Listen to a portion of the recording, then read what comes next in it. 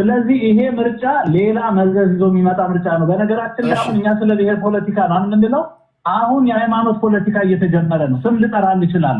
እሺ ሃይማኖቱን ተውና ፕሮቴስታንቱ የኔ ገብቷል አይደለ? አልጠራም እንዴ አልጠራም። እሺ ግን ምንድነው እሱ አሁን በሃይማኖት መጓደን በብሔር መጓደን በዚህ ሁሉ ውስጥ ነው ምርጫ እየተደረገ ያለው። የተለያየ ኢንተረስቶች አሉ ሀገሪቷ ላይ የሚደረግ። ስለዚህ ምርጫው ምንም ፍትሃዊ ሊባል የሚችል ምርጫ አልተደረገም። ከምርጫ በኋላ የሚመጣው መዘዝ ከባድ ነው የሚሆነው። ፓስተሮቹም ቢረጋጉ፣ ቄሶቹም ቢረጋጉ፣ ሼኮቹም ቢረጋጉ ሀገራችን ወደ ሰላም ብትመጣ ይሻላል። ምርጫው ምንም የሚፈታው ነገር የለም። ሌላ መዘዝ ነው ይዞ የሚመጣው ለማለት ነው የምፈልገው። ከዛ ባሻገር ሰከን ብንል የብልጽግና ደጋፊዎችም ሰከን ብትሉ ብጥ ባትሉ የታጣቂ ደጋፊዎችም ታጣቂ ውስጥ ያሉ ህዝባቸውን የሚበድሉ ፍለፊት በግንባር የሚረሽሙ ሰዎችን ወይ ከፍለፊታቸው ብታስወግዱ ጄኒዮን ሰዎችን ብታመጡ ለሀገር የሚበጅ ነገር ላይ ብናስብ ይሻላል። አመሰግናለሁ። እሺ እግዚአብሔር ያክብርልኝ። እሺ ቴምር አለሽ? ወደ ቴምር እንሄዳለን። ቴምር ሬዲ ነሽ? ካልሆነሽ ወደ ኢወርልድ እንሄዳለን። እሺ ስራ ላይ ልትሆን ትችላለች። ቀደም ሲል እንደነገረችን ኢወርልድ አለው። ቴዲ እንዴት ነህ? ደህና ነህ ወይ? አለው በምህረቱ አለው በምህረቱ አለው። እሺ አዎ ምህረቱ ደግፎን እንግዲህ 1900 ፌስቡክም አለ። ወደ ሳተላይቱ ያብቃ ልበልና ትደርሳለም። ደግሞ ተስፋ እናድርግ። ተስፋ የሚያስቆርጡ ነገሮች ብዙ ናቸው እና ለብልጽግና ምርጫ አሁን የተወሰነ ወደ ደቡብና አሁን ወንድሜ እንደምለው በሃይማኖት በምናምን ለጠለፉት እኔ ምርጫን በተመለከተ ፖለቲካል ስኩል የምንማረውን ልበል ግሪኮች ናቸው የጀመሩትና ግሪኮች ውስጥ ሶቅራጥስ የሚባለው ይሄ ያልተማረ ሁሉ ዝም ብሎ ይምረጥ እንደ ስል ፕላቶ ሺፕ ኦፍ ዘ ስቴት በሚለው ላይ እንደ መርከብ ይነዳ ቢባል መርከቡን ታዲያ ማንም ዝም ብሎ ይነዳል? እንደ የሰለጠነው ይነዳል ብሎ አገርን የሚመራውን የሚመርጥ የሰለጠነ ይሁን አለ። ከዛ አርስጣጣልስ እኛ የምንለው መጣና ሰውን አሰልጥኑ አስተምሩ ነው ያለው። እኔ ተነስቼ ኢህአዴግን ዩኒቨርሲቲን በመክፈቱ ዩኒቨርሲቲ የሚገባበት መንገድን በመስራቱ ላድንቀውና አሁን በሐዘን ትግራይና አሁን 140 ተዘጋ የምትለው ኃላፊዋ ስሟን አልጠራም እኔ መጥፎ ነገርም አልልም ተዘግቷል ያለችውን በስም እንግዲህ አሁን እየቆጠርኩ ነው ለራሴ ወደፊት ምን አገሬ ምን እንደምትሆን አገር ለኔም ላንተም እዚህ 1900 ምናምንም ሁሉ እኩል ናት። ይሄ አንዱ በደንብ የሚወድ ሌላው በደንብ የማይወድ መሆኑ ያሳዝነኛል። ትግራይ ምርጫ ይደረግ፣ ድርድር ቁጭ ይበሉ። ህወሓት ብሎ አሁን ወንድሜ እንዳለው ነገ ሲገለበት ደግሞ ተቃዋሚ ይሄ ሸብረክ ብሎ ለመምጣት ነውና ምርጫው በከፍል ተካሂዷል ብንለው ጥሩ ነው። እዛ ላይ ከቀልዶቹ መሃል መቃብሩን ተነስቶ የሚባለው የሞቱ ሰዎቹን ስለመዘገቡ ነው። ቅኔው ያውቃል፣ የኢትዮጵያ ህዝብ ቅኔ ስለሚያውቅ የሞቱ ሰዎች ብዙ ስም ስላለ ያችን ድሮ ዘፈንም እኮ በኢትዮጵያ ስም አትዝፈን ብሎ ጣሊያ ሲያደርግ በሴት ስም አንቺ ወረተኛ የምትባለው ኤርትራን ነው እንግዲህ ያሉ ያ ድሮስ አይፈቅድም። በኢትዮጵያ ስም አትዝፈን ተብሎ በሴት ዘፈን እንደባለው ዛሬ ኢትዮጵያውያን ከመቃብር ወጥቶ ሰው ብለው አይቶ ነው ስሙን የሞተ ሰው ስም አይቶ ነው። እኒሃው ጊዜን ለመጠቀም ያህል ግሪኮች የጀመሩትን 1788 መሰለኝ አሜሪካኖቹ 78 መሰለኝ የመጀመሪያ የመረጡት። እንግዲህ ኢትዮጵያ ያነ ነበረች አይ ቲንክ ኤራው ፕሪንሰስ የሚባለው ነበር መሰለኝ አንሸንት ሀገር ከምርጫ ተገላ ነው የቆየችው። ግን ሰባተኛው የተባለው ያው የኢህአዴግን ምርጫ ካሉ ያንን ምርጫ ያመጣው እናውቋልና ያንን እንደ ጠላት አድርገን ኢትዮጵያን አሁን ወደ መገንጠሉ ጋር መግፋቱን ብንተወው ይሻላል። ስጨርሰው ምርጫ በደቡቡ በኩል ተካሂዷል። ትላንትና ብዙ ተቃውሞ ገጥሞኝ ነበር። ደስ ብሎኛል፣ አስተምሮኛል። ደቡቡ ይሄ ዌስተርን ካልቸር ይባላል። መንግስትን አትንኩ፣ መንግስትን እግዚአብሔር ይሾማል የሚለው የዌስተርን ፖለቲካል ካልቸር ነው። እኔ የተማርኩት ሃይማኖት ትምህርት ቤት ነው። አትንኩ ነው። መንግስት አንደ ከተመረጠ ከመመረጡ በፊት ግን ፍሪ አሁን አዲስ ጀምሯል ታይምስ ፍሪ ፌር እና ዲሞክራቲክ እንደሆነ አድርግ አስቻይ ሁኔታ ብለውታል። አሁን ኮንዱሲቭ ኮንዲሽን ፈጠሩ። ከተመረጠ በኋላ ግን አትቃወሙ። ይሄ እኔ ፒኤችዲ ሌብል ላይ እንግዲህ የነገሩን ነው ያስተማሩን፣ እንደዛ ነው ያሉን ነው። እኔ መንግስትን ቢመረጥ አልነካውም። ግን መንግስት አጭበርብሮ ሌላውን አታሎ አሁን ልጅትቤት ነኝ የተመረጠ መንግስት የሚነካው ነው ብሎ ህዝብን መግደል ትላንት እንዳልነው የአእምሮ ጤና ችግር ነው። የኔንም ክስ ላይ ነኝ። አዎ የኔንም ክስ ላይ ነኝ። እግዚአብሔር ይስጥልን። እዚህ አድማጭ ሁሉ ይፍረድ። ምርጫ ወደ ደቡብ ኦሮሚያንም ጨምሮ ተካሂዷል። ሰሜኑ ክፍል ምርጫ መካሄድ አለበት። ሪፕሬዘንቴሽን ነው። ተወካይ የኢትዮጵያ ተወካይ ነው የሚያስፈልገው። የሀገሪቱ ከእያንዳንዱ ቦታ እንደራሴ ብሎ ኃይለ ሥላሴ ጊዜ ከተካሄደውም ዝቅ ብሏልና እየተለማመድ ነው የሚባለውን እንትን ለማያቅሽ ታጠኝ ብዬ ላብቃ። ምርጫው አልተደረገም፣ በክፍል ተደርጓል ብዬ ነው ማምነው። እሺ የሆነ ነገር ልበልና ወደ መጨረሻ ዙር ወደ እናንተ እመጣለሁ። ቀደም ሲል ላነሳው ጥያቄ አሁን እናንተ መመለስ ያለባችሁ በተቃዋሚ ጎራ ላይ ያላችሁ ፖለቲከኞች እስኪ ራሳችሁን ተመልከቱት። አሁን እኛ ብዙ ጊዜ የጋራ የምንለው ነገር ላይ ሀሳብ ስንሰጥ ጎበዝ ነን። ምሁሩም መሀይሙም የከሰረውም ያተረፈውም በቃ ይተባበራል። እንደ ቆላ እሳት ሁሉን እየበላ እርጥቡንም ደረቁንም እየበላ እንደሚሄድ በጋራ የምንለው ነገር ላይ አንድ አይነት ሀሳብ ስለሆነ የምንወረውረው የተስማማን ይመስላል። በተናጠል እርስ በርሳችሁ በምታደርጉት ትግል ላይ እናንተን ፈንጠር ብሎ የሚያይ ሰው እውነት እናንተውን በለስ ቀንቷችሁ ወደፊት ማርች ማድረግ ብትችሉ ከእናንተ የተለየ ሀሳብ ያለውን ሰው አንድ ቀን ታሳድራላችሁ? ዲሞክራሲ ምን እንደሆነ እናንተ ተለማምዳችኋል። እዛ ማሳየው እናንተ እንኳን በምታደርጉት ትግል ላይ የተለየ ለምሳሌ በአማራ ፋኖ ውስጥ እስኪ አማራ ልጆቻውን ተሰብስበው ቁጭ ይበሉ። ምሳሌ ነው አማራ ያልኩት እንጂ አማራ ጋር ብቻ ሁሉም ጋር ያለው አንድ የአማራ ልጅ የተለየ ሀሳብ ከገባንበት ችግር የምንወጣው በዚህ መንገድ ነው ብሎ ቢናገር ከማጆሪቲው የተለየ ሀሳብ ቢያንጸባርቅ ያ ልጅ የሚደርስበት ምንድነው? ወይ ያቺ ልጅ የሚደርስባት ምንድነው? ቤተሰቧ ይዘቀዘቃል፣ ፎቶ ይዘቀዘቃል፣ ብአዴን ነው ይባላል፣ ውጣ ከትግላችን ይባላል፣ ሰርጎ ገብ ይባላል፣ ግደሉት ይባላል። የደረሰባችሁ ታውቃላችሁ። ዘን ያኛው ልጅ ደግሞ በጋራ ጉዳይ ከእናንተ ጋር ድምፁ አንድ ይሆናል። ሰብሰብ ብላችሁ ስትቀመጡ ደግሞ የሀሳብ ልዩነት እንደ እናቱ ገዳይ ነው የምናሳደው። ይሄ ውሸት ነው። ኦኬ እናንተ ያልተለማመድ ይሄ ሁሉም ጋር አለ ነው። ሄዱ ሌሎች ጋር ሄዱ። ምናልባት ቋንቋቸውን ስለማትሰሙት ምናምን ሊሆን ይችላል እንጂ ሁሉም ጋር አለ። ህዝብ እናንተ ጋር ተስፋውን እንዳይጥል እናንተን ሲያ ያስፈራዋል። አሁን ህዝብ ቀደም ደውሎ የተናገሩ ሰዎችን ሰምታችሁ ከሆነ ኦኬ መንግስት አልተመቸንም፣ እናንተን ስናይ ደግሞ የበለጠ ታስፈሩናላችሁ ይላል። የሀሳብ ልዩነት እያስገደለ እያሰደደ ስም እያሰጠ ቤተክርስቲያን እንደገባችሁ ውሻ እያሰደደ በለስ ቀንቷችሁ ወደፊት ብትመጡ ምን አይነት ስርዓት ነው ኢንስቶል የምታደርጉት? ለገዢው ፓርቲ ደግሞ ሰዎች በተደጋጋሚ እንደምናገረው እነዚህ ነፍጥ ያነሱ ሰዎች ነፍጥ እንዳያነሱ ማድረግ የሚቻልበት ብዙ መንገድ አለ ብዬ አምናለሁ። ከነዚህ መካከል አንዱ በሰላማዊ መንገድ ለመቃወም ወይም ለመታገል ቢሮ የከፈቱ የፖለቲካ ፓርቲዎች ልዩ ትሪትመንት ያስፈልጋቸዋል። እንዲሁም ለምሳሌ የፖለቲካ ፓርቲ መስርተው ቢሮ የሚከፍቱ ፖለቲከኞች መብታቸው የሚጠበቅ ነው። መጀመሪያ የመጫወቻ ሜዳው ተሰምሮ ከዚህ እስከዚህ ፋውል ነው፣ ከዚህ እስከዚህ ፋይን ነው ብለህ ካሰመርክ በኋላ ያን ፋይን የሚባሉን ወይም ደግሞ ቀይ መስመር ካላለፉ በስተቀር ብትንከባከባቸው፣ የሀሳብ ልዩነት እንዲኖር ብታደርጉ፣ ህዝብ ግራ ቀኙን አይቶ እንዲመርጥ ብታደርጉ ነፍጥ ይዞ ጫካ የሚገባ አካል ይኖራል ብዬ አላስብም። አንደኛ ማህበረሰቡ ማኖሮ ምን አባቱ ሊሰራ ነው ጫካ የሚገባው? ይሄ እዚህ ጋር የምናደርገው ፍጭት መሀል ከተማ ላይ ቢኖር በሰላማዊ መንገድ ብትፋጭ፣ ይሄ አእምሮ እንደጎደላቸው ይሄ ፍለጠው ቁረጠው እንትን ነው ምናምን የሚለውን ትተን ማለት ነው።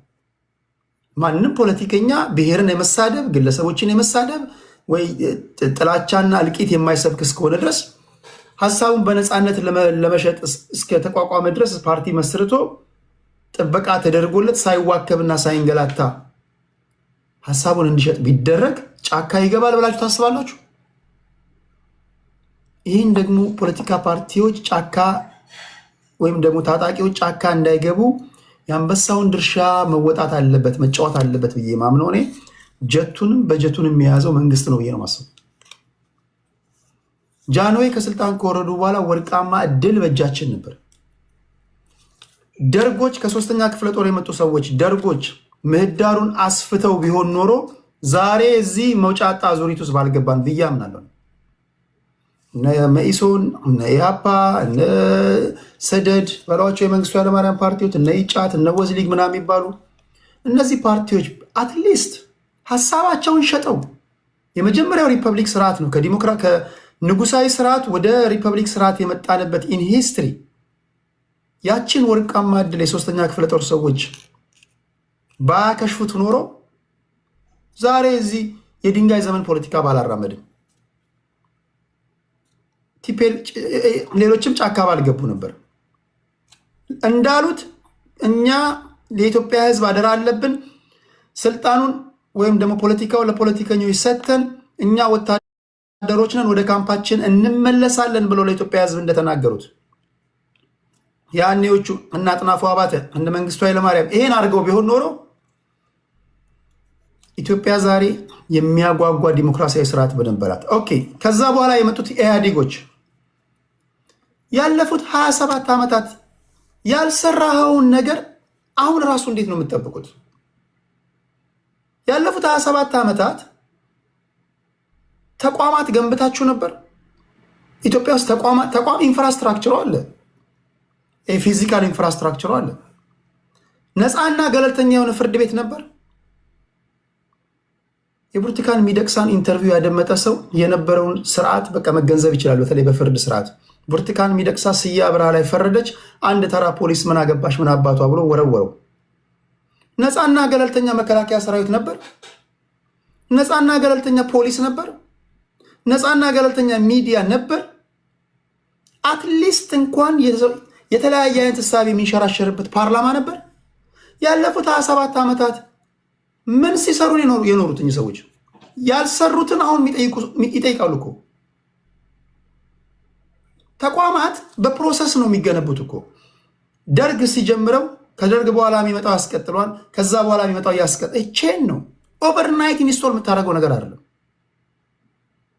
ስለዚህ ልክ ዘሞመንት 4 ኪሎ ስትወጣ ያልሰራኸውን ነገር ማድረግ እየቻልክ ማድረግ ሳትችል አልፈ ግማሽ የተንዘላዘልክ ግማሽ ውስኪ የተራጨ ግማሽ ማለት 100% እኔ እንደሌሎቻችሁ ዘመኑ የጨለማ ዘመን ነው እያልኩኝ አይደለም። ግን አንድን ሀገር እንደ ሀገር ሊያስቀጥላት የሚችል ተቋማት አልገነቡም ብዬ አምናለሁ። ቢገነባ ኖሮ ማንም መጣ ማንም አትሊስት 5 ተቋማቶች ባለፉት 27 ዓመታት ተገንብተው ቢሆን ኖሮ ዛሬ በሀሳብ ተፋጭቶ ያሸነፈ ህዝብን ያሳመነ ፐርሲዌድ ያደረገ የፖለቲካ ፓርቲ ስልጣን የሚመሰረትበት ስርዓት ይኖረን ነበር።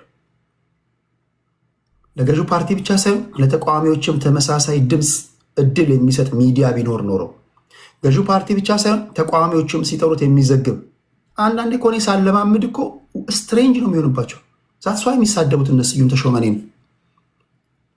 እንዴት ነው ይሄ ልጅ ለነ ልደቱም እድል የሚሰጠው እንዴት ነው ምናምን የሚሉት እኮ ስላለመዱት እኮ ነው። ለልደቱም እድል ካልሰጠ ለአብይም እድል ካልሰጠ ሁለቱ ተፋይተው ህዝብ እንዲፈርድ ካላደረክ የአንድ ኤኮ ቻምበር ነው ማለት ነው። ሚዲያዎች ራሳቸው ነፃና ገለልተኛ ሆነው እንዲዘግቡ መጀመሪያ የመጫወቻ ሜዳው ተዘርግቶልን ቢሆን ኖሮ አንደኛ ትውልድም እንደዚህ ባልተንገላታ፣ ዜጎቻችንም ግራ ባልገባቸው። አሁንም እኔ የማነሳው ነገር የተቋማት ጉዳይ ወሳኝ ነው። ተቋም መንግስት ቢኖርም ባይኖርም ሀገርን እንደ ሀገር የሚያስቀጥል ነገር ነው። ዝም ብለህ ከአልጋ ተነስተህ በአንድ ጀንበር ይሄ የምተክለው ነገር አይደለም። ተቋም አንዳንድ ነገሮች በፕሮሰስ የሚሆኑ ነገሮች ናቸው። ለዛ ግን ተስፋ ሰጪ እንቅስቃሴ ውስጥ ነን ወይ? የተበላሹ ነገሮች ነበሩ ማድረግ ሲገባን እንዝላል ሆነን ያሳለፍናቸው ጊዜያቶች አሉ። አሁን ያ እንዴት ነው የሚስተካከለው ነው። እንደዚህም ሆኖ ግን አሁንም ያለፉ ሰዎች ይሄን አላደረጉምና አሁን ስልጣን ላይ ያላችሁ ደግሞ ኦኬ እነሱ ስላላደረጉት ብላችሁ ማለፍ የለባችሁም የሚል እምነት አለኝ። በተለይ በተቋማት ግንባታ ላይ በተለይ በፖሊስ፣ በፍርድ ቤት፣ በምርጫ ቦርድ፣ በመከላከያ ሰራዊት፣ በሚዲያ እነዚህ ላይ መስራት አለባችሁ የሚል እምነት አለኝ። እነዚህ ካሉን አብይ ኖረም ማንኖረም ሀገር ይቀጥላል። መለስ ኖረም ማንኖረም ሀገር ይቀጥላል። የምትመጡም ሰዎች ይህን ኢንስቶል ስለማድረግ ነው። ተቋማቶችን አሜሪካ የሚያሰኘው እኮ ተቋም ነው። ካናዳ የሚያሰኛት እኮ ሀገር የሚያሰኛት ተቋም ነው። ማርክ ካርኒ ሞተ ኖረ በአንድ ጀመር። ኦኬ ከሞተ አንድ ነገር ነው። አገር አትፈርስም። ዛሬ እኮ እኛ ሀገር ላይ አንድ የወረዳ ባለስልጣን እኮ በመኪና አደጋ ከሞተ እኮ እሳት ነው የሚነደው። ስለዚህ እኛም ስናወራ ግብአት ሊሆን የሚችል ነገር ነው። ሀገራችንን እንደ ሀገር ላይ ያስቀጥል የሚችል ነገር ላይ ነው ማሰብ ያለብን የሚል እምነት አለን። ልጆች ማደግ አለባቸው። ትውልድ መቀጠል አለበት። እኛ እናልፋለን፣ ሀገር ይቀጥላል። ሀገር ሊቀጥል የሚችልበትን ነገር ደግሞ ኃላፊነት የሚሰማቸው አካላቶች ማድረግ አለባቸው። አንድ ሺህ እርምጃ ከአንድ ይጀምራል። በተለይ ግን የፖለቲካ ፓርቲዎች ከምንም ነገር በላይ እኔ እችል ልበልና ወደ አንተ እንሄዳለሁ። የፖለቲካ ፓርቲዎች ቢያንስ ምህዳሩን የማስፋት ኃላፊነት ያለበት መንግስት ነው ብዬ አምናለሁ። ጀቱንም በጀቱን የሚያዘው አካል መንግስት ነው። እነሱ ካልተንገላቱ፣ ካልተዋከቡ፣ ካልታሰሩ፣ ካልተገደሉ እነሱ በነፃነት ሀሳባቸውን መግለጽ ከቻሉ ኃላፊነት እንደሚሰማቸው ሆነው ታጣቂዎች ጫካ ይገባሉ ብዬ አላስብም። ከዚህ አዙሪቱ ስለመውጣት እዚህ ላይ ነው ማተኮር ያለብን ለማለት ያ ነው። ክብራትና ክብራን የሰማችሁትን ይባርክላችሁ። ወደ አንተነህ አብርሃም እንሄዳለን። 1 2 3 3 2 1 ኦኬ። አንተነህ ይሰማል? አንተነህ ቆይ አንተነህ ኦኬ መጣል ይሰማኛል። አንተነህ ይሰማል? አዎ ይሰማኛል። ኦኬ እዚህ ያላችሁም ይሰማችኋል። እሺ ቀጥል አንተነህ። ይሄ ምናልባት ታምር ካልተፈጠረ በስተቀር የመጨረሻ ዙራችን ነው የሚሆነው። ታምር ከተፈጠረ አንድ ዙር እንደግማለን። አንተነህ ከተናገርክ በኋላ ሌላኛው አንድ ዙር ይጠብቀሃል። ሁኔታውን አይተን ደግሞ እንትን እናደርጋለን። እሺ አንተነህ 5 ደቂቃ ነው። በጣም አመሰግናለሁ ቴዲ። ደስ ይለኝ ነበር። ቴምር መጥሻ አንዴ ተምር መጥሽ። ኦኬ ተምር እኮ ዝም ስላልሽ ነው። እሺ ስራ ላይ ስለነበርኩኝ። እሺ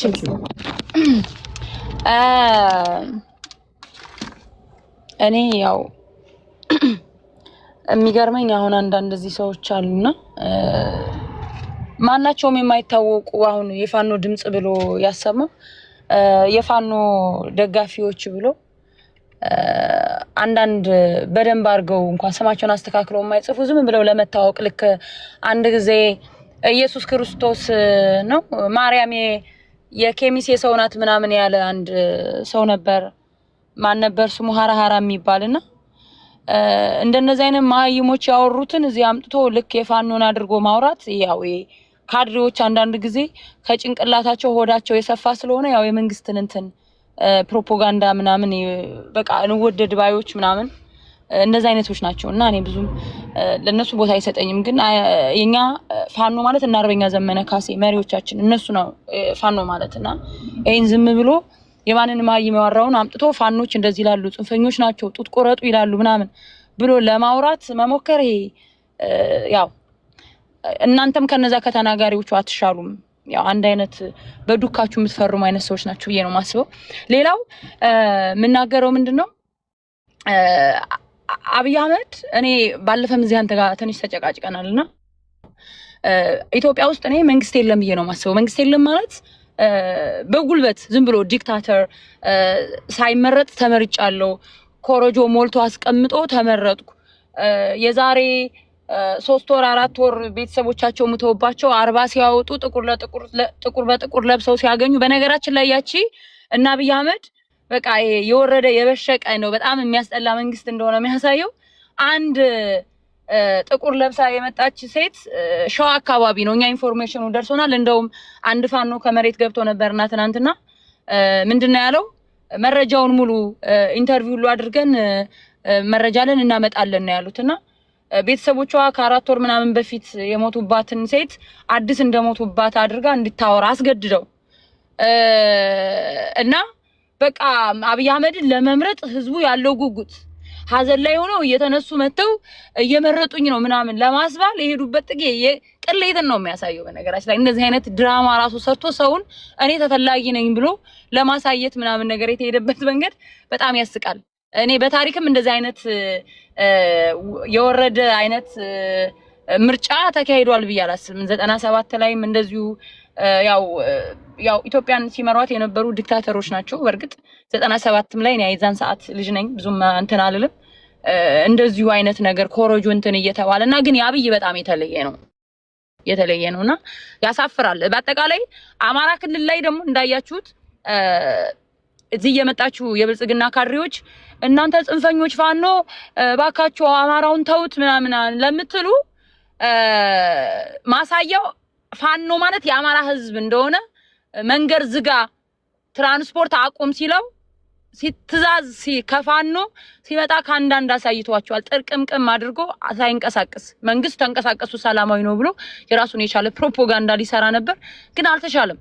አማራ ክልል ላይ ህዝቡ በአጠቃላይ ፋኖን እንደሚደግፍ አብይ አህመድ እንደማይፈልግ ሌላ ደግሞ አስገድደው በየቤቱ በር ያንኳኩ እናስራቸዋለን ቅጣት አለው እስር ቤት ናችሁ እያሉ ነው ምርጫም ሲያስመርጡ የነበሩት። እነዚህ አልፎ እነዚህ ትልልቅ ከተማዎች ማለት ነው። እኛው አማራ ክልል ላይ ተወልደን እዛው ያደግን አማራዎች ነን፣ እንሰማለን፣ እንደዋወላለን። ከአራቱም አካባቢ ፋሚሊ ያለው ፋሚሊ ቤተሰብ አንድ አካባቢ ይሆን ጓደኛ ይኖራል ምናምን ዘመዶችክ ይኖራሉና ስንጠይቅ ከተማ ትልልቅ ከተማ ላይ ራሱ በግድ በር ያንኳኩ ካልመረጣችሁ እየተባሉ ትታሰራላችሁ እያስገደዱ በሞላ ጎደል ሲያስመርጧቸው እንደነበር ነው የሰማነው። አዲስ አበባም ተመሳሳይ ነግረውኛል እንደዚህ እየተደረገ እንደሆነ እና በአጠቃላይ ኢትዮጵያ ውስጥ አብይ አህመድ ዲክታተር ስለሆነ ነው እንጂ ኦሮሚያ ክልል ወደ ወለጋ መስመር ምናምን ምርጫ የለም።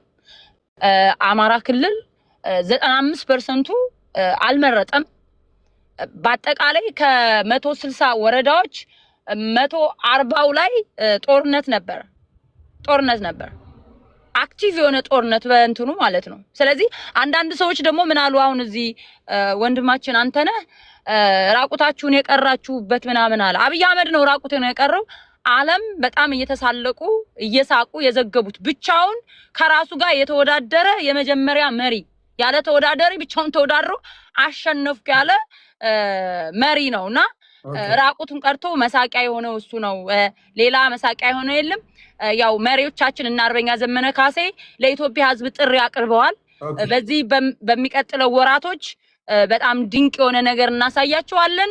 ተቀላቀሉ ትግላችን የኢትዮጵያ ሕዝብ ብሏል። የኢትዮጵያ ሕዝብ ያው ስልጣን ስንይዝ ስልጣኑን ሸር ስለምታረጉላችሁም ይሄን ዲክታተር መሪ ኢትዮጵያ ሊያፈርሳት ያለ መሪ ለመጣል ሁላችንም አብረን መታገል አለብን ነው የምለው። አመሰግናለሁ። እሺ ቴንክ ዩ። ወደ አንተነህ እንሄዳለን። አንተነህ 5 ደቂቃ።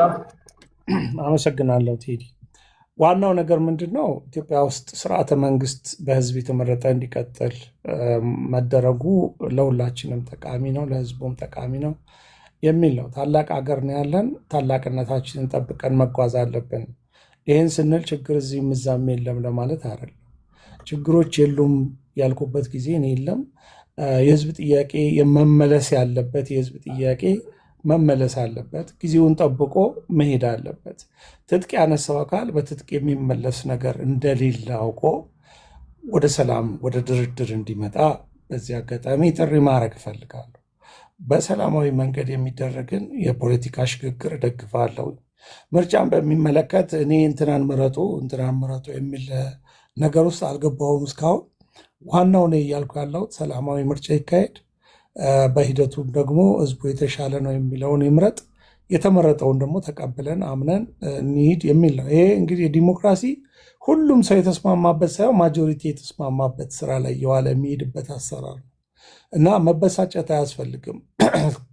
ኢትዮጵያ ውስጥ መንግስት በመቀጠሉ ኢትዮጵያ ህዝብ መንግስት ስላለው አትናደዱ። አንዳንዶቻችሁ የኢትዮጵያ ጠላቶች የሚያደርጉትን ነገር የእነሱን ሆናችሁ ነው የምትሰለፉት እና የተገቢ አይደለም። ብልጽግናም በሉ የግለሰብም ስም ጥሩ ጊዜያዊ ነው። አገር ግን አገር ነው፣ ዘላቂ ነው፣ ዝንተ ዓለም የኖረ አገር ነው፣ መበተን የለበትም። እነሱ እየሰሩ ያሉት ለመበተን ነው። ሌሎቹ ሳያውቁ ነው አሁን እየተሳተፉ ያሉት እየደገፉ ያሉት ስላልገባቸው ነው። የጠላት አሰላለፍ ኢትዮጵያን የመበተን እንደሆነ አርቆ የማየት አርቆ የመመልከት ነገር ያስፈልጋቸዋል እንጂ ኢትዮጵያን እንበትናለን እያሉ እየዛቱ ቀን ከሌሊት 24 ሰዓት ዓመቱን ሙሉ እሱ ስራቸው የሆነ የሀገራቸውን የማያለሙ በሀገራቸው ላይ ምንም አይነት የልማት ስራ የማይሰሩ ነገር ግን ኢትዮጵያ ውስጥ ያለውን ተቃዋሚ የሚያሰለጥኑና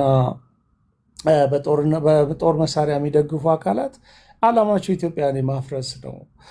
በተለይም ደግሞ በአማራ ክልል አሁን የሚንቀሳቀሰው አካል ጥያቄውን ወደ ጠረጴዛ ቢያመጣ ቢደራደር ቢወያይ መንግስት በተደጋጋሚ ጥሪ አቅርቧል። ያንን ጥሪ ተቀብሎ በድርድር በውይይት ችግሮች ቢፈቱ መልካም ነው። እኔ በምንም አይነት ሁኔታ ውይይትና ድርድር ሁልጊዜ ቅድሚያ ሊሰጠው የሚገባ ጉዳይ ነው ብዬ አምናለሁ። አሁን ምርጫ ተደርጓል። የምርጫ ውጤት በይፋ መንግስት እስኪገልጽ ድረስ መጠበቅ ያስፈልጋል። ማንን እንደመረጠ ማንም ያውቅ የለም።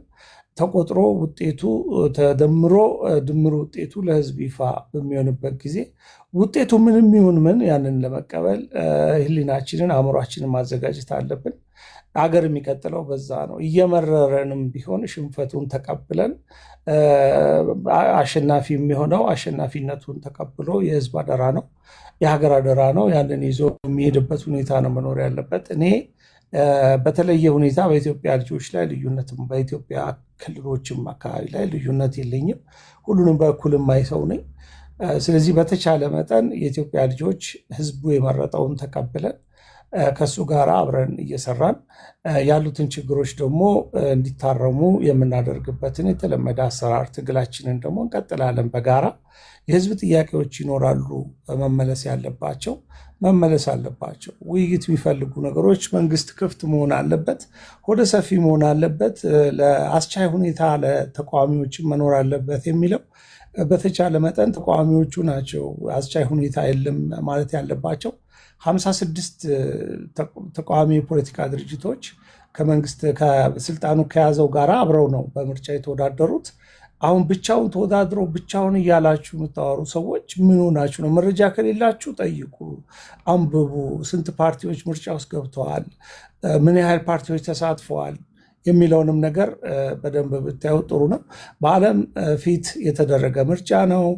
በትራንስፓረንት በሆነ ባሎት ድምፅ የተሰጠበት ነው። በህዝብ ፊት፣ በታዛቢዎች ፊት፣ በጋዜጠኞች ፊት፣ በአፍሪካ ህብረት ታዛቢዎችን የተሳተፉበት ይህ እንዲህ አይነት ምርጫ መንግስት በሚያደርግበት ህዝብ ይፍረደኝ፣ ህዝብ ይፍረደኝ፣ ህዝብ የመረጠውን እኔ መቀበላለሁ እያለ ነው ያለው መንግስት። ይሄ በሆነበት ሁኔታ ምናልባት ሊመረጥ የሚችለው ብልጽግና ነው፣ ከሱ ውጭ ሊመረጥ የሚችል የለም በማለት እንደው የምታወሩት ነገር በኋላ ተቃዋሚዎቹ ተመርጠው ሲመጡ ሀፍረት እንዳይሆንባችሁ ለራሳችሁም ጥንቃቄ ብታደርጉ ጥሩ ነው። በጣም ብዙ በግል የገቡ አሉ።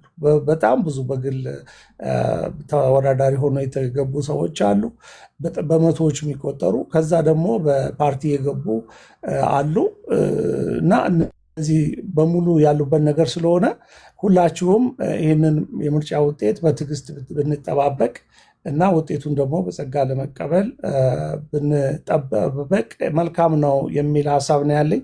ለተሰጠኝ እድል አመሰግናለሁ።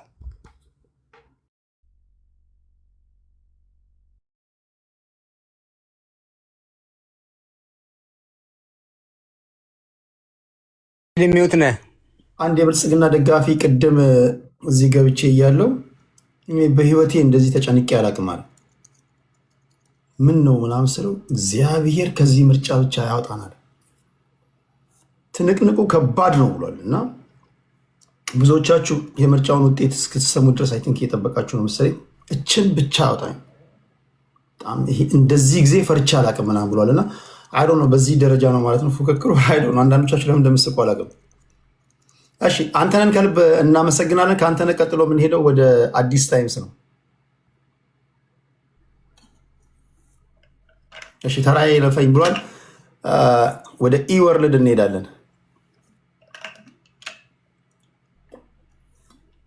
እሺ ቴዲ አመሰግናለሁ። እኔ በጣም ምስጋናዬ የላቀ ነው። ቅድም የጀመርኳትን ነው የምጨርሰው። ምርጫ ዲሬክትና ኢንዲሬክት ምሉት ነው። ቀጥተኛ ህዝቡ ቀጥታ ወጥቶ አሁን ተወካዩን እየመረጠ ነው። የዲሞክራሲው መገለጫ ነው፣ ሪፍሌክሽን ነው። ዲሞክራሲ የሚባለው ዲሬክትና ኢንዲሬክት ዲሞክራሲ ነው።